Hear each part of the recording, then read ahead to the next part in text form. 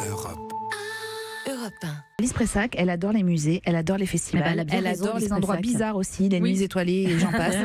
Et son journal de la culture, fourmille de bonnes idées partout en France et notamment au Touquet. Oui, pour la 10e édition du Festival des Pianofolies qui débute vendredi, d'un côté des artistes et pianistes de renommée internationale et de l'autre des lieux de concerts originaux, par exemple la plage, devant la Poste, au golf, au musée du Touquet, à l'hôtel de ville, au casino Barrière ou pourquoi pas au centre équestre, avec au programme notamment la pianiste géorgienne Katia Bounatchishvili le mardi 21.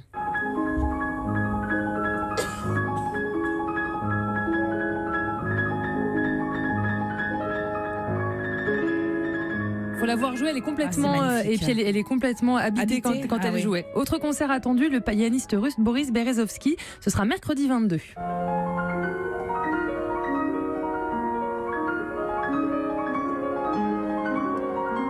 La dextérité de la main droite, là, on l'entend, c'est absolument incroyable. Ouais. Et il y a également un festival off à Édin, à Montreuil-sur-Mer, à Étaples-sur-Mer et au théâtre élisabétain du Château d'Ardelot. Ça va peut-être vous plaire ce théâtre. Sophie Jovillard, c'est le prix de la meilleure construction en bois dans le monde. C'est le seul théâtre de ce type en France et le lieu est assez fou. Les Pianofolies, c'est à partir de vendredi et c'est jusqu'au 23 août au Touquet. Ma direction Lyon, évidemment. Forcément.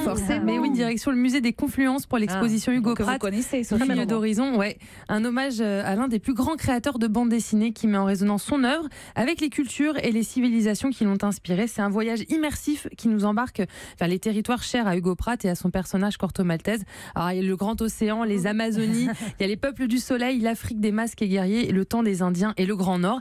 Il y a une carte interactive au milieu de l'exposition qui permet de retracer les différents voyages de Pratt aux 4 coins du globe et qui fait apparaître les personnages qui en ont été inspirés. Certains des dessins d'Hugo Pratt sont reproduits à très grande échelle. Alors il y a de gigantesques cases de bande dessinée d'où s'échappent des objets ethnographiques comme des armes, il y a des bijoux, des parures et des statues. Il y a des grands c'est immense. Il y a même en vrai ou pas? Il y a même je sais pas, il y a un mur de portraits de tous ces personnages, il y a 390 personnages comme ça sur les murs, c'est assez fantastique. Et à la fin de l'exposition, il y a même un espace de lecture installé pour pouvoir feuilleter tous les ouvrages d'Hugo Pratt. L'exposition Hugo Pratt Ligne d'horizon est à voir jusqu'au 24 mars, donc vous avez le temps, c'est au musée des Confluences à Lyon, mais il ne faut pas dire qu'on a le temps, il faut y aller. Europe. Europe 1.